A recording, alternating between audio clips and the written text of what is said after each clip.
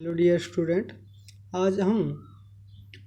8th class का जो आपका पहला लेसन जिसका नाम मॉडर्न पीरियड है उसके अंदर इससे पहले के जो लेक्चर है उसके अंदर हमने अलग अलग तरह की चीज़ें, अलग तरह की कौन से ऐसे मेथड है जिसकी वजह से हम मॉडर्न हिस्ट्री को बारे में जान सकते हैं, और उसमें हमने रिफॉर्मेशन, रेनेसा जैसी चीज़ों को पढ़ा। और ये भी पढ़ा कि जो ब्रिटिश है या इंग्लैंड है उसके अंदर जो इंडस्ट्रियल रेवोल्यूशन है वो कैसे होने लग रहा है, क्या क्या उसके फैक्ट हुए, क्या इम्पैक्ट हुए और क्या काजेज थे, ये सारी चीज़ों को पढ़ा। और आज का जो लेक्चर होगा वो ये देखेंगे कि किस प्रकार से न्यू इन्वेंशन, नई खोजें हुई, वियोगाजेस की मतलब कि जो समुद्री यात्रा है किस द्वारा कॉलोनियल स्टेट स्थापित किए गए, उपनिवेश स्थापित किए गए, और जो कॉलोनाइजेशन है वो क्या होता है, किस तरह का उसका स्ट्रक्चर होता है, ये सारी चीज़ें पढ़ेंगे। और इसमें देखते हैं न्यू इन्वेंशन मतलब नई खोजें, नई चीज़ों का आविष्कार जो किया गया उन चीज़ों को पढ़ेंगे। The secret of inquiry land to many scientific invention मतलब जो वैज्ञानिक खोज करने की जो उम्मीद थी या एक नई तरह का वैज्ञानिक आविष्कार करने की जो भावना थी लोगों के अंदर, उनकी वजह से वे चीज़ें काफ़ी इफ़ेक्टिव हुई जो मॉडर्न पीरियड को इफ़ेक्टेड करती हैं। The invention of the spirit the invention of the printing press helped in spreading new ideas through printed material मतलब जो ये नई भावना थी खोज करने की, इसके अंदर एक सबसे महत्वपूर्ण जो सहायता की वो प्रिंटिंग प्रेस ने की। और प्रिंटिंग प्रेस के आने के बाद ही नए तरह के उनको लोगों को आइडियाज़, नए तरह के तरीक़ों का पता चला, और उन्हीं तरीक़ों की वजह से उन लोगों के पास अलग अलग तरह के नई मटेरियल, नई खोज सामग्री मिलने लगी, जिसकी वजह से उनके जीवन को काफ़ी हद तक उन चीज़ों ने इफ़ेक्टिव किया। कई बहुत बड़े स्तर पे उन लोगों के जीवन दिनचर्या को बदला। People took interest in different aspect to human life. और इन सभी चीज़ों ने, जो नई तरह की इन्वेंशन होने लग रही है, इन सब चीज़ों ने मनुष्य के जीवन को काफ़ी चेंज किया, उनको प्रभावित किया, और उनके जीवन की जो दिनचर्या है उसमें नए नए बदलाव आने लगे। Painting, literature, sculpture, theatre and museum captured their interests मतलब क्या, अब लोगों के जो जीवन है उसके अंदर कला है, साहित्य है, और जो अलग तरह के जो म्यूजियम है या सिनेमा घर है या अलग जो भी चीज़ है उनके प्रति जो इंटरेस्ट था, उनकी जो रुचियाँ है उनको कैप्चर किया गया, उनको अपने तरीके से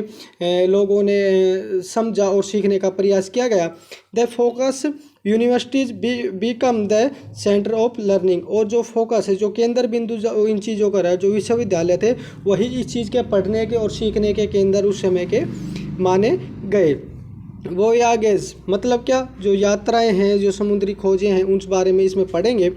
the invention of the mariner's compass and the quadrant and improvement in ship building and cartography improved the prospects of long sea voyages मतलब कि voyages मतलब समुद्री यात्राएं, जो यात्रा की जाती हैं उन चीज़ों कहते हैं। और जो एक नई खोज हुई थी, मार्नियर ने जो कंपास है उसका जो आविष्कार किया, और उसी कंपास के बाद उनकी जो समुद्री यात्रा हैं उनको प्रभावित किया। और समुद्री यात्रा के दौरान जो समुद्री जहाज़ है उनके जो स्ट्रक्चर है और कार्टोग्राफी है, और जो कंपास की वजह से हम जो नॉलेज लेते हैं बच्चों, वो दिशाओं के बारे में लेते हैं। दिशाओं का इस हिंदी में इसको कहते हैं दिक्सूचक, जो हमें दिशाओं का ज्ञान कराती है। और दिशाओं को ज्ञान करना के साथ साथ जब मनुष्य ने मानसून के बारे में पता चला, पवनों के बारे में पता चला, और इन चीज़ों की वजह से जब वो समुद्री यात्रा करते थे वो पहले छोटे स्तर पे होती थी, अब वो बड़े स्तर पे लंबी समुद्री यात्राएं कर सकते थे, और जिनके वजह से उनके जीवन को उन्होंने काफ़ी प्रभावित किया। और उनके जिस तरह की वो समुद्री यात्रा करते थे उनको बड़े स्तर पर उसमें सुधार किया गया। एक्सप्लोरर मतलब समुद्री यात्री, लाइक मतलब जैसे कि कौन कौन ऐसे समुद्री यात्री है जिन्होंने इन इन्वेंशनों के बाद कंपास की सहायता से समुद्री यात्रा की, और नए नए जो लैंड थे, नए नए दूसरे ओशियन थे, उनके बारे में उन्होंने जाना। उसमें है Christopher Columbus, Vasco da Gama and Ferdinand Magellan discovered new sea route of the west and east. और इसी जैसे कि हम इसमें उदाहरण देख के भी उन चीज़ों को बताया गया है। जो समुद्री यात्री थे जिसमें कोलंबस जो भारत में आया था, कोलंबस जो अमेरिका गया था जिसने उत्तरी अमेरिका की खोज की थी, और उसी तरह वास्को डी गामा जिसे जो भारत आया था, फ्रेडिनेंड मैगेलन जो जिसने दक्षिण अमेरिका है उसकी खोज की थी। और ये ऐसे खोजकर्ता थे या समुद्री यात्री थे जिनकी वजह से इन्होंने जो दुनिया देखी नहीं थी, चाहे वो पूर्व की पश्चिमी हो, उन सभी समुद्री रास्तों की खोज की जिनके बारे में कभी सुना था। आज इन लोगों ने यात्रा करके उन चीज़ों को प्रैक्टिकल देखा, जो इनकी एक समुद्री यात्रा करके एक नई खोज थी नई जगहों का जिन्होंने बोध हुआ। न्यू पैलेस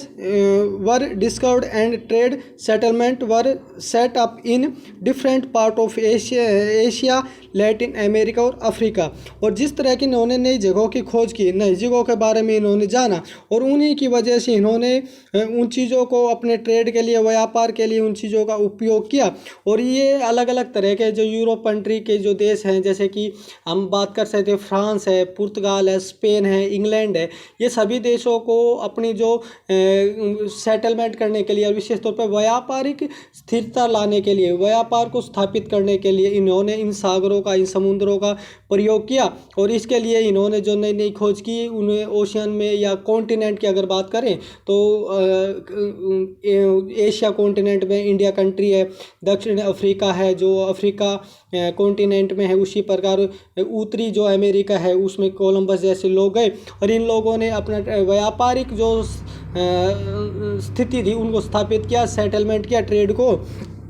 और उनकी इन खोजों के साथ साथ इन्हें जिस तरह की वहाँ पर स्थिति अपना, जिस तरह की रणनीति वहाँ पर अपना, जो पॉलिसी वो कॉलोनाइजेशन के नाम से जाना जाता है। कॉलोनाइजेशन का मतलब होता है जब बच्चों एक देश दूसरे देश के ऊपर, एक कंट्री दूसरे कंट्री के ऊपर जो